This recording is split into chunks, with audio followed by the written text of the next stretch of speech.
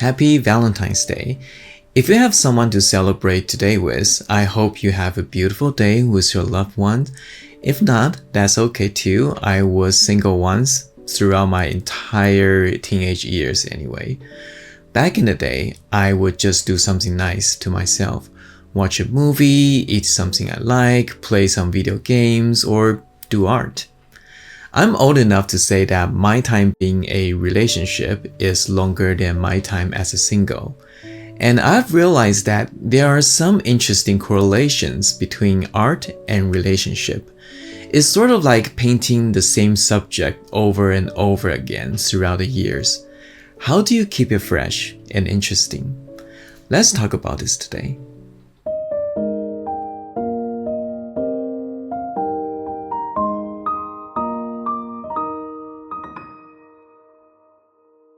Hey, this is Eric from Cafe Watercolor. I have been married to my wife for 16 years now, and before that, I dated her for around 5 years.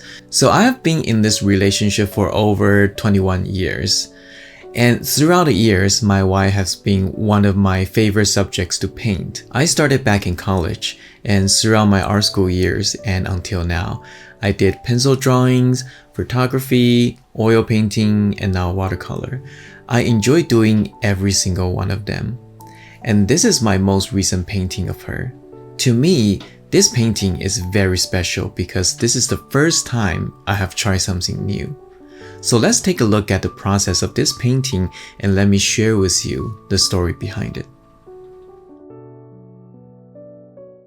Okay, so let's talk about the process of this painting. I didn't record the line drawing part, so I'm just going to skip right into the painting. This painting, I decided to paint the background first, which is something that I don't usually do. But I saw for this painting, I want to try something new, so I did that. So what I did is I pre-wet the background area and I start to paint the background wet onto wet because I want soft colors and I want it to be a little bit abstract. This photo was taken on her birthday last year. We were at a hotel restaurant. It was a very beautiful hotel. The restaurant is beautiful, but I didn't want to paint the interior of the restaurant, so I decided to paint something a little bit more abstract, just try to put in some beautiful colors. I took this photo while she's looking down on her phone actually. So she's on her phone, but she looks very beautiful and elegant, so I took this shot, and there's this soft, beautiful light from the window. It suits her very well, so I decided to paint this one.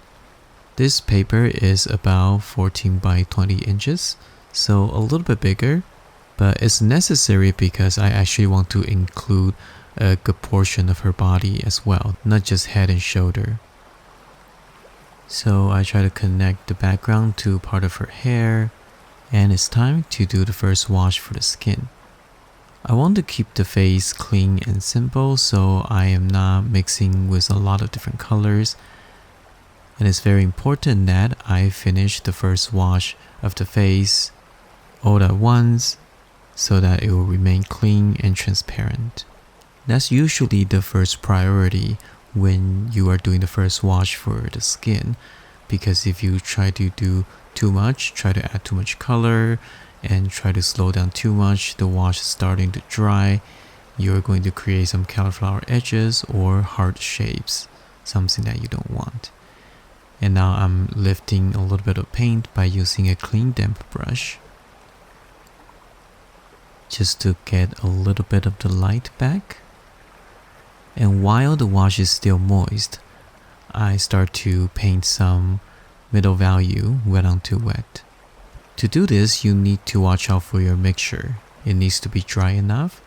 If you have too much water, it's going to create cauliflower edges and the wash actually will become dirty. But if the mixture is dry enough, it will create this beautiful soft shape.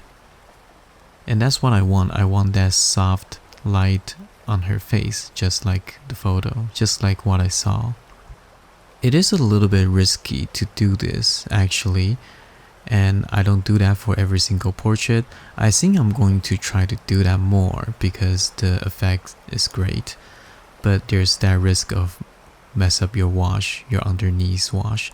And since you already spent so much time on the drawing and the first wash, you really don't want to ruin it. So there's always that risk that I need to take if I want to do something like these, and to have courage.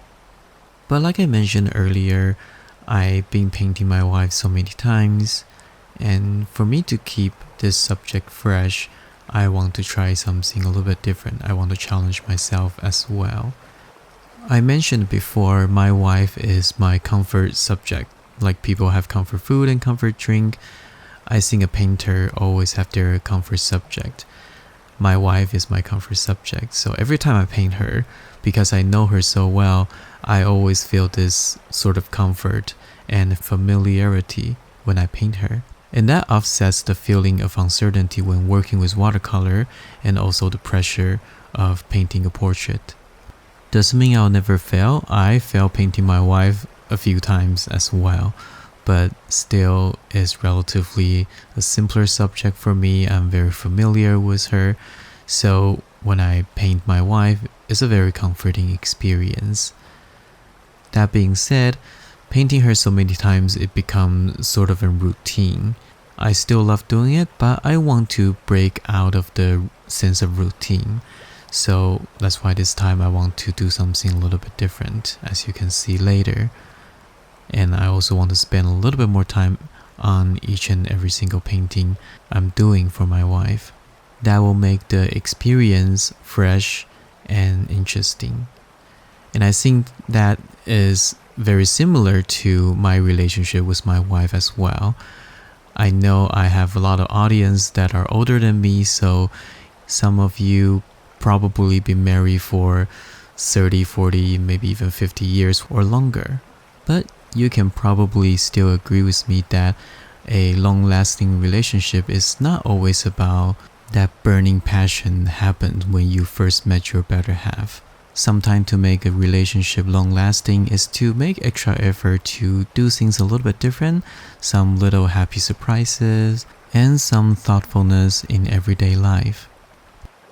Okay, back to the painting. So the first wash is dry, and I am painting the features now. Starting with the eye, I start with a much darker value, but after I paint the eye, I try to extend the shape out and try to have it connect to another structure, so that the facial features are not by themselves. They are not disconnected from the rest of the face. So you can see that I paint the eye lashes, the corner of the eye, connect to the eyeball, the upper eyelid, and then I am going to connect that to the eyebrow. So even though they are all separate things, but they are all on the same face, they are all connected. And that's what you want when you are painting a portrait. You don't want small shapes separating with each other. You want it to be together. You want to have this wholeness. So back to what I was saying. So over the course of 20 years or so, I try my best to be a little bit creative, which I need to admit, being an artist is my unfair advantage, because I tend to be a little bit more creative in my daily life, being an artist and all. So I will often try to make things fun. I will try to make things a little bit more interesting, give my wife some pleasant surprises. They are small surprises, they are not huge, extravagant things. It's something as simple as maybe give her a flower once in a while, go buy some of her favorite drinks or favorite snack when she didn't ask for them, or plan some surprises during a family trip. Again, the point isn't to do something so over the top, it's crazy, something happened only in the movie.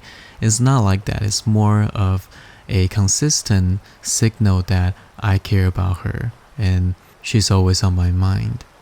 And that doesn't take that much effort to do, but those little things goes a long way. Because being in a relationship for a long time and now we have 3 kids and there's that daily routine, things can feel dry, and that's not anybody's fault, it's just the way life is. So try to do something out of a routine once in a while will certainly keep things fresh. Just like I'm painting her every single year, I want to start to experience with new things, just so that it still makes me excited to paint her. However, I do want to give a shout out to my wife that she never really take anything for granted. She is very appreciative, so she doesn't always expect that I will have some surprise for her. So almost every single time I successfully surprise her with little things, little gestures. So I am in no way claiming that I'm some sort of a marriage relationship expert. I think it's just that she has been very generous to me. But again, I think that's the key. When we were younger, we were expecting and we wanted to experience some burning passion, those things that shows up in the movie, very dramatic. But as the time goes by, this is not going to be sustainable. So I think just a slow burning cozy fireplace or a very peaceful stream of river, it describes our relationship much better. Okay, back to painting. So now is a good time for me to put in a little bit more detail, and usually that means put in some darker values. So the corner of the lips and the dark gap between the upper and the lower lips. And notice that I use a little bit of my finger and paper towel to soften the edges. Those are really good, useful techniques to use when it comes to painting portrait. So the face is looking good, so it's time to expand outward and start to paint other part of the portrait. So I erase a little bit, clean up some of the graphite that is still on the painting, and now I start to paint the occluded shadow that's casted by the hair. And I start to expand and paint the shape of the hair. Now the important thing for this specific painting is that I focus on just the shape of the hair first. As you can see from the photo, her hair that day is very beautiful. So I really want to capture that small details of curls and the beautiful shapes. So that's what I was mainly focusing on, because I know that I can go back and paint some darker value on it to define it further more. And it was at this point that I realized the hair reminds me a lot of Mucha's painting. Alphonse Mucha, very well-known master with the Art Nouveau style. You can see by his painting that his female often has this beautiful graphic looking hair. And when I'm painting my wife's hair in this specific portrait, it really reminds me of Mucha's painting. So that's what kind of inspired me to do the Mucha Art Nouveau style background at the end. And that is something that we as an artist should try to develop as our visual library. The more visual library you have, the more inspiration you can draw from, which is very important as an artist. So now I start to paint the darker layer on the hair, and that really helps to define the layering of the hair, make the hair look much more dimensional. It's also a good chance for me to give it a little bit more detail, and also utilize different edge. Right here I soften one of the edge here so that the layering looks a little bit more believable and looks much more interesting. So back to a visual library. I believe it is very important for every artist to develop their own visual library. Now, we are probably not able to beat AI in that department because AI has gigantic database they can pull their data from. That being said, when you develop your own visual language, it's yours. Nobody can take it, and you are going to use that for yourself. So it is truly yours. You develop your visual library by, like I said, looking at many different type of art. The ones you like, the ones you don't like. Don't always focusing on the style and the medium that you like. Don't just look at watercolor painting. Look at other medium as well. Photography, oil paint, drawing, even digital art, and some other type of media as well, such as movie, video games, and more importantly, from the real world around you.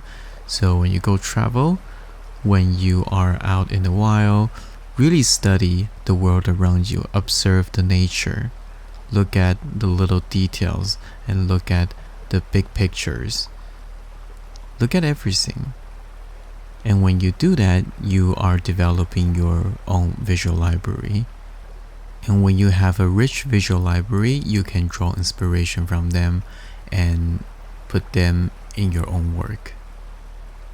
And perhaps when you do that, you will be able to develop your own style and find your own voice. And I think that is also somewhat related to my relationship with my wife. We are living in a world that lots of information are very easy to access. Sometimes there are informations that is going to be helpful for her, not exactly for me.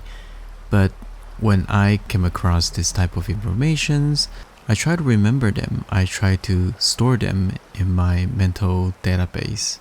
So when it's appropriate, when it's needed, I can access those information.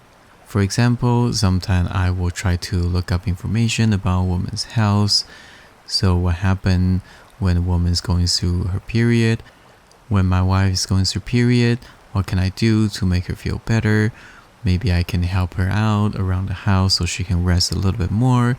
Maybe I can give her some heated pad or whatever it is, some drink that can kind of help her. And those type of things, those type of information are not beneficial for me, but it's beneficial for her. And vice versa, right? She also look at a lot of information about men's health and things like that, and she will use those information and try to improve my quality of life. And when we care and support each other like that, we get to know each other better, and that also improves our relationship. Again, it's nothing extraordinary. It's something that anybody can do, just putting a little bit of effort and care for the other person. So the portrait was finished. I was quite happy with it, but I felt like something is missing. I feel like the background is a little bit empty. So I took a photo of the painting and I threw that into my iPad and I start to doodle on it and experience it. So I did a digital paint over of the painting, and this is what I end up with.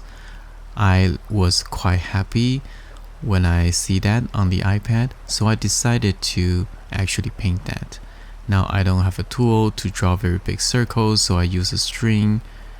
Not the easiest thing because it's quite a big circle. And then I just starting to try to recreate the graphic that I came up with in the iPad. When it comes to drawing graphical stuff, digital is so much easier because it's very easy to do straight lines and draw patterns and just copy and paste, mirror it, and you have both sides of the pattern. However, I am not able to do that in watercolor, so I spend quite a bit of time to do the pencil drawing, and later on use some tools like masking fluid and so on to get a very nice clean looking graphic. But even with a little bit of imperfection, it still looks beautiful. Imperfection actually speaks human, right? Nobody's perfect. So a little bit of flaws, a little bit of imperfection in the painting sometimes makes it more human, especially in the day of age where AI can just quickly spit out perfect looking painting, perfect looking artwork. When you have a painting that has a human touch, even has human flaws, I believe it looks much more lively. So I use some tools such as masking tapes to mask out and to paint clean lines. but some of the areas, they're curved, they're little, so I will just need to be careful and try to paint a nice clean wash.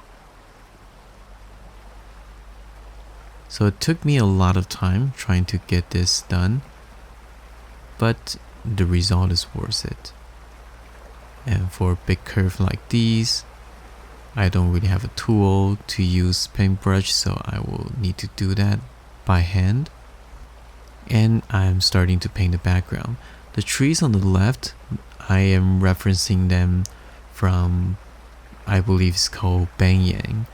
It is a tree that's very commonly found in Taiwan, where she grew up, where I grew up as well. We're both from Taiwan.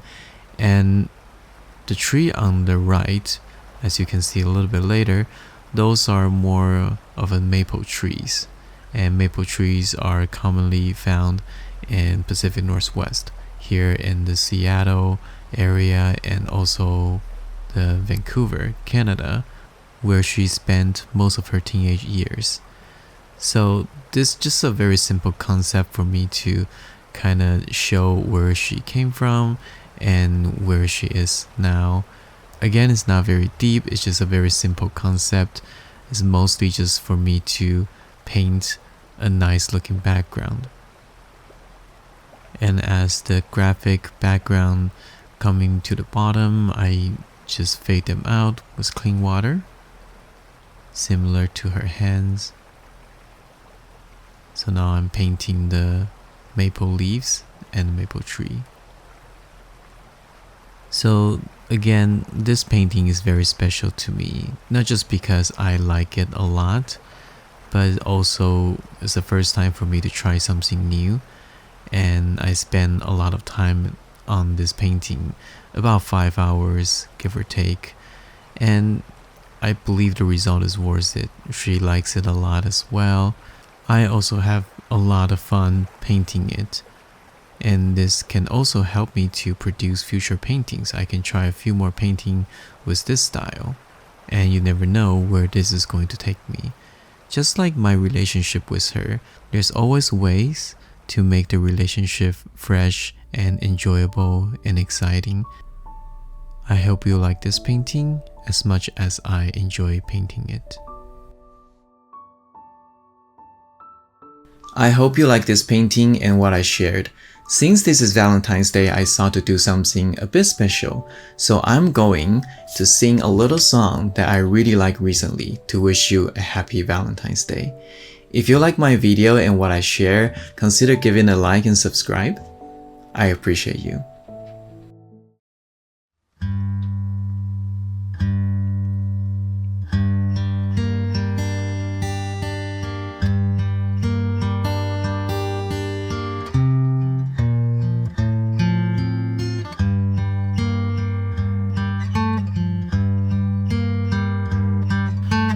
Lace your heart with mine. Let your sleeping soul take flight. Take me through the night. Down, down, down by the river. Down, down, down by the river. Hanging moon in fog. Miss will leave where you belong. Sweep me up my feet. Down, down, down by the river. Down, down, down by the river. Down, down, down by the river. Inky ember, swirl and dance. Just leap a flame to take a chance to be with me tonight. Take my hand and hold it tight, 'cause you and I are everywhere. The night is young. We're going down, down, down by the river. Down, down, down by the river. Down, down, down by the river.